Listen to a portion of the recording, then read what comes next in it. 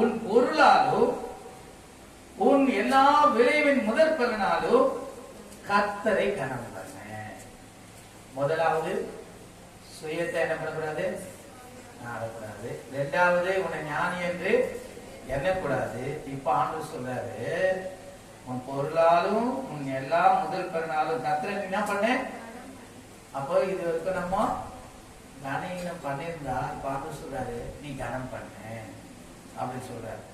அப்போ கனம் பண்ணும் போது உனக்கு என்ன உண்டாகுது, அப்பொழுது உன் களஞ்சியங்கள் பூரணமா நிரம்பும், உன் ஆலைகளில் திராட்சரசம் புரண்டோடும். கர்த்தருடைய வார்த்தையை கனம் பண்ணு, கர்த்தருடைய வார்த்தையை ஏற்றுக்கொள்ளும், அதன்படி செய். அப்பொழுது நீயும் ஆஸ்வதிக்கப்பட்டிருப்பாய், உன் குடும்பமும் ஆஸ்வதிக்கப்பட்டிருக்கும்.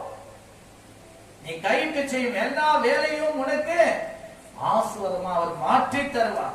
நீ செய்ய வேண்டியது ஒன்னே ஒண்ணுதான், நீ கர்த்தரை கனம் பண்ணணும். எப்படி கனம் பண்றது, உன் பொருளாலும் முதற் பலனாலும் கர்த்தரை கனம் பண்ண வேண்டும் என்று சொல்கிறார். அது மாத்திரம் 27, 28 வசனங்களை வாசிக்கும் பொழுது, நன்மை செய்யும்படி உனக்கு திராணி இருக்கும் போது அதை செய்யத்தக்கவர்களுக்கு செய்யாமல் இராதே.